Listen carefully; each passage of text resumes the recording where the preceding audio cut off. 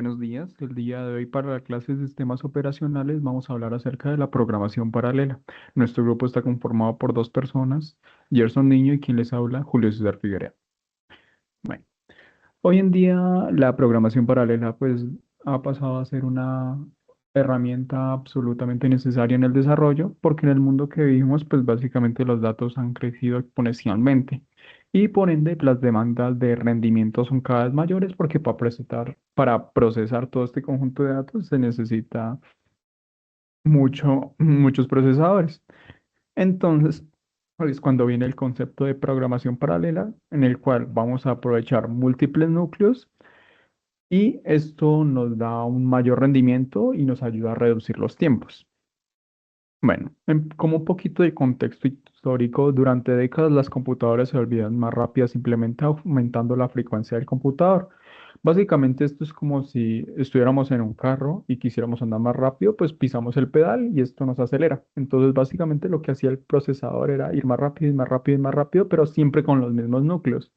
Pero alrededor del 2005 esta estrategia llegó a su límite, debido a que entre más rápido corría el procesador, aumentaba la temperatura y el consumo de energía era muy alto. Entonces, básicamente la industria tuvo que cambiar un poquito el enfoque. En vez de hacer que el procesador fuera mucho más rápido, lo que hizo fue que este procesador pudiera tener unos subprocesos donde estos dividieran sus tareas y de esta manera fuera muchísimo más rápido. Es como si antes tuviéramos, por ejemplo, un chef que solo se encargaba de hacer un plato, pero ahora ese chef ahora tiene unos empleados los cuales se encargan de ayudar a cada subproceso, cada tarea y luego se encargan de armar solo un plato. Entonces, por ende, se vuelve muchísimo más rápido esta tarea. Bueno, entre ventajas o no de por qué paralelizar, pues primero que todo, como bien lo decíamos, por ejemplo, para un grande volúmenes de datos, eh, básicamente la aceleración de estas tareas es muy grande y pues optimiza básicamente los procesos del CPU y del GPU. Pero por ende también tenemos una mayor complejidad en el desarrollo, que puede aumentar nuestros riesgos de errores y que hay unas tareas que sí o sí son secuenciales y no los vamos a poder paralelizar. Entonces estas son como las desventajas. Bueno, entre concurrencia versus paralelismo. Básicamente la concurrencia es cuando tenemos un único núcleo y ese núcleo se encarga de realizar varias tareas a la vez. Y el paralelismo, como lo decíamos, básicamente es que yo tengo varios núcleos los cuales se van a encargar de hacer distintas tareas o la misma tarea dividida y luego reunirla. También encontramos cuáles son los tipos de paralelismos. Bueno, básicamente, estos son los principales, pero hay más paralelismos en el cual encontramos el paralelismo de datos, paralelismo de tareas y paralelismo de reducción. El paralelismo de datos busca aplicar la misma operación o cuando se divide un conjunto grande de datos, o sea, se divide un conjunto de grandes datos y va a aplicar la misma tarea a todos estos datos. En cambio, el paralelismo de tareas busca ejecutar distintas tareas en paralelo. Entonces, básicamente es como si tuviéramos un gran conjunto, como si nuestro código tuviéramos varias funciones y es como si cuando paralizamos, como que a cada núcleo le enviáramos una tarea distinta, una función distinta. Y básicamente la paralelismo de reducción básicamente es cuando yo tengo una misma tarea, la subdivido en distintos procesos y luego me encargo de recopilar todos estos subprocesos para tener solo uno solo. Entonces, pues esto nos ayuda a comprender cuál tipo de estrategia es más adecuada según nuestro problema. Bueno, a continuación tenemos la ley Amhal, que básicamente es una fórmula matemática que es fundamental en la programación paralela. Y esta ley nos dice cuál es el límite máximo de la aceleración que podemos obtener al paralelizar un programa. Y encontramos que la fórmula es la siguiente, donde P es la fracción del programa que sí se puede paralelizar, uno menos P es la parte del código que siempre será secuencial, y N es el número de procesadores o núcleos. Básicamente esta fórmula nos dice que no importa cuánto podamos paralelizar, siempre vamos a tener una parte de nuestro código que va a ser secuencial.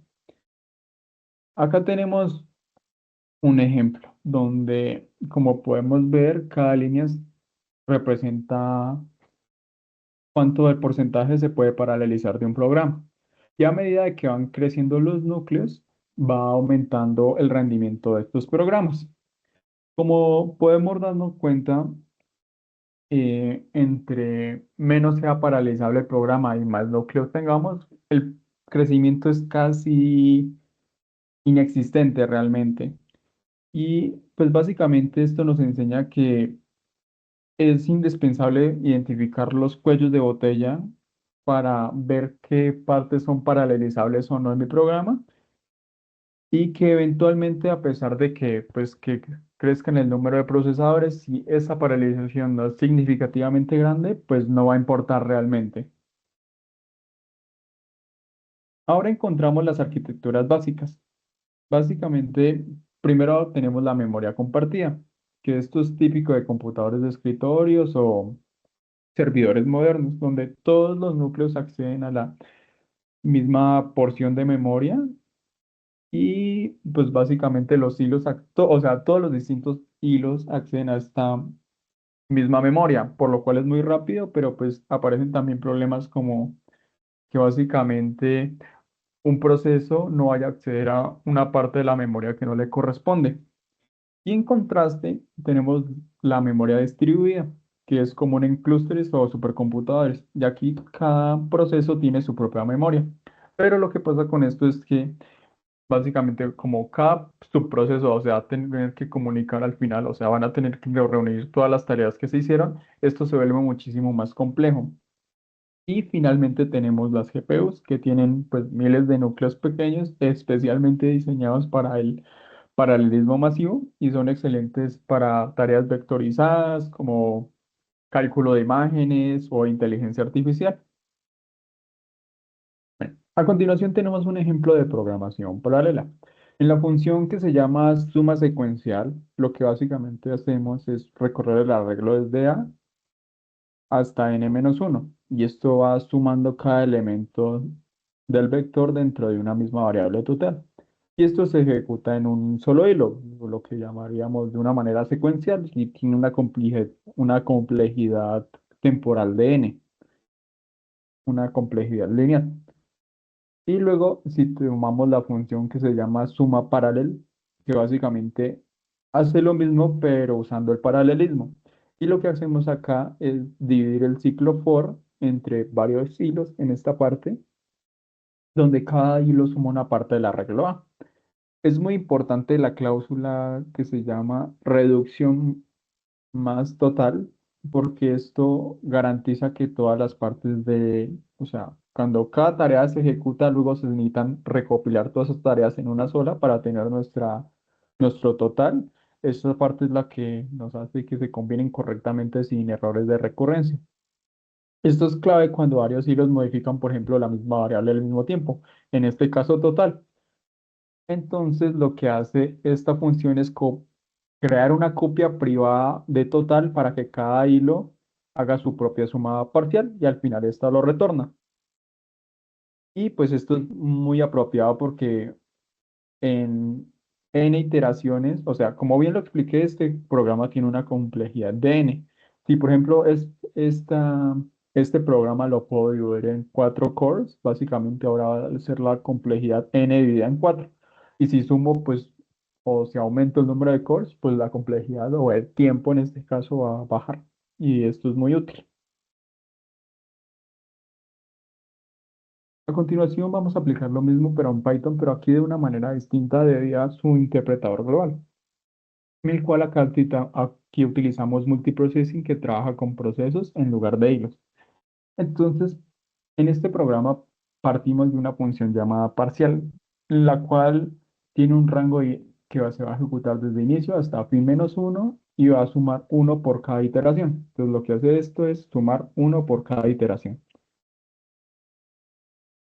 Entonces, bueno, si nuestro propósito, discúlpeme, es paralelizar la función llamada parcial, entonces lo que queremos es básicamente cada ciclo en el que se está ejecutando, enviarlo a un proceso o a un hilo distinto. Entonces, para esto usamos la función pull.mat, que envía cada tarea a un proceso. O sea, cada tarea que nosotros dividamos la va a llevar a un proceso. Y cada proceso calcula su suma parcial de manera independiente.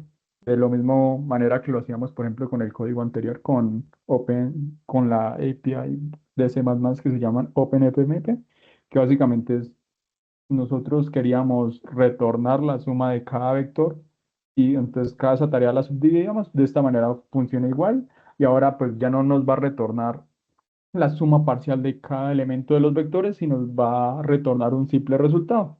Y esto es equivalente a paralelizar. Bueno, entonces continuamos con lo relacionado con la programación paralela, pero en esta ocasión con GPUs o CUDA. Como lo vemos en la diapositiva, la GPU pues son potencias computacionales que pues son diseñadas para operaciones simultáneas. Digamos que en este caso pues las GPU son un poco más complejas en este sentido, entonces no están hechas para tareas normales, sino que están diseñadas es para paralelismos, que en este caso es lo que estamos, digamos que, entrando a explicar. Eh, Pueden haber miles de núcleos, pero al mismo tiempo solo digamos que se está siguiendo la instrucción un solo núcleo. Entonces, pues, en este caso, pues, por el tema de la GPU con CUDA, esto se divide en tres secciones, que son los threads. Son unidades de ejecución, como podemos ver en la pantalla, en unidades de ejecución ligeras. Miles corren simultáneamente en la GPU. Lo segundo es los blocks, que en este caso pues los blocks son grupos de threads, que es lo anterior, pero que en este caso cooperan entre sí y comparten datos directamente en la memoria. Y los siguientes son los grids, que pues es un conjunto de todos los bloques, y en este caso pues se ejecutan completamente los tres al mismo tiempo. Bueno, ahí justo en la parte de abajo estamos viendo un ejemplo básico de kernel con CUDA. Aparece el código relacionado para que, pues bueno, ya entrando más a fondo a lo que es la forma de implementarlo, podemos verlo ahí directamente en la pantalla. Aquí podemos ver, digamos que un detallado en cuanto a bueno, mencionado como imagen, en donde se dividen en dos secciones, la memoria global y la memoria compartida. El tema de la memoria pues global general es grande, pero a la vez por lo mismo de su tamaño es un poco lenta, y a diferencia de la memoria compartida, esto tiene pues un acceso público, acceso universal. A diferencia de la memoria compartida, pues es un poco más pequeña, menos densa que la memoria global, pero pues a su vez esto hace más rápido los procesos. Y a diferencia pues de lo mismo de la memoria global, esta sí maneja digamos que acceso privado por bloques, por información, digamos, contenida en algún tipo de bloques para poder dar a conocer, pues, para los que tengan acceso. Después de esto seguimos con la sincronización. La sincronización, pues que en general esto evita colisiones y espera que todo en conjunto pueda trabajar para pues darle solución a los procesos que están en ejecución. Cuando hay varios hilos de procesos, trabajan en paralelo. La coordinación es fundamental para evitar el caos y asegurar la correcta, bueno, el correcto funcionamiento de los resultados. Aquí, como podemos ver en la pantalla, también digamos que se generan condiciones de carreras, deadlocks y reducciones seguras. ¿Qué son las condiciones condiciones de carrera? Bueno, digamos que ocurren cuando dos hilos modifican la misma variable al mismo tiempo. Ese es lo que sucede con condiciones de carrera. Lo que son deadlocks, estos son dos o más hilos que se quedan esperando eternamente por recursos bloqueados entre sí, es decir, se quedan ahí en ejecución por recursos que pues empiezan a quedar bloqueados. Y esto como resultado genera que el programa pues se congele, incluso pues sin utilizar lo que llaman, pues, o sea, utilizar como tal la CPU. Y en cuanto a lo de la reducción segura, pues por lo mismo de su, su título lo especifica, es una reducción, o sea, reduce, es un mecanismo, digamos, que combina resultados parciales sin conflictos. Hay unos ejemplos como pues sumar números, encontrar el mismo o el máximo común divisor, y esa sincronización adecuada usa pues digamos lo que son semáforos, barreras y regiones críticas. Ahora pasamos a lo que son herramientas y frameworks populares para la paralelización. Como vemos en la pantalla, pues como tal, estos son, digamos, el dominio de la programación paralela, o sea, como tal, llegarlo a entender y a comprender. Requiere conocer las herramientas adecuadas para cada escenario y pues en este apartado ahora pues digamos que se presentan algunas de las que son más utilizadas, los casos de uso pues que habitualmente se ven y sus principales ventajas. Entonces, para OpenMP, digamos que es una mejor opción para tareas paralelas en la misma máquina usando memoria compartida. Lo que son las MPI, digamos que pues, son estándares en supercomputación y son ideales para clusters. Son, digamos que comunicación más exacta, más específica, más explícita entre nodos. Ahora vamos con pues CUDA, que pues esto sí realmente es, acá aparece especificado, es una plataforma de NVIDIA para la programación en GPUs. Realmente esto lo que permite es explotar, digamos, todo lo que tiene que ver con las GPUs al máximo, a su máximo potencial. Y terminamos pues con Python multiprocesadores, multiproceso. En este caso, para lo de Python, digamos que es una solución más práctica para el paralelismo, que es realmente paralelismo real con Python, sin bloqueos por el GIL. Y continuamos con la siguiente diapositiva, que son patrones de diseño comunes en programación paralela. En la pantalla también podemos ver varios apartados y realmente esto lo que nos dice que son pues patrones, digamos que paralelos, y son moldes que hacen un programa más escalable, es decir, al momento de pues ya tener varios avances de algún programa, se pueda dejar en un punto en el que pues si alguien quiere desarrollar más a fondo puede seguir escalándolo, puede seguir ampliándolo y mejorando pues sus utilidades. En este caso pues con los apartados que aparecen pues se exploran digamos que algunos que son los más fundamentales para pues lo que son patrones de diseño comunes. Lo que es el map reduce. Esto realmente pues es digamos que divide el trabajo en tareas independientes, que esto hace parte del map, y reduce pues digamos que combina los resultados que permiten que sea ideal para análisis masivos, digamos que análisis más al detalle. Este es un patrón que es más común y sirve mucho mejor. El siguiente es el productor consumidor, que es un módulo generado pues es un módulo que realmente genera ese trabajo directamente de lo que se vaya, bueno, de lo que estemos hablando en el contexto, pues para utilizar el patrón. Al momento de generar un trabajo, pues otra persona, otro punto lo procesa y se comunican, digamos, como en colas. Esto evita que, digamos, hayan cuello de botellas y mantiene, digamos, que el sistema un poquito más fluido entre sí. Por último está el fork join, que pues digamos que esto es una tarea, digamos que se dividen los problemas, por así decirlo. Los problemas que son más grandes se dividen en subproblemas. Esto pues permite que se empiecen a dividir un poco más los trabajos entre las personas que van a desarrollar o a modificar o a realmente editar algo del código. Entonces pues se resuelve cada problema en paralelo y al final lo que se hace es unir para que pues en una base de datos ya todo lo que hagan es simplemente consolidar y pues ejecutar ya como tal el final de lo que se esté realizando. Y por último, seguiríamos pues digamos a explicar ya lo que son los problemas comunes en programación paralela. Problemas comunes que se detectan directamente, podemos ver justo que son los interbloqueos o deadlocks, que ya lo había mencionado anteriormente. La solución bueno, digamos que esto que hace, pues que cuando los procesos o hilos se bloquean mutuamente, esperando, digamos, algún tipo de recursos, llevando digamos, como a un bloqueo total pues, del programa. Entonces, se detecta con análisis estático y depuradores, y la forma de prevenirlo es ordenar consistentemente los bloqueos, usar tiempos de espera y pues digamos que evitar dependencias de algunos otros puntos.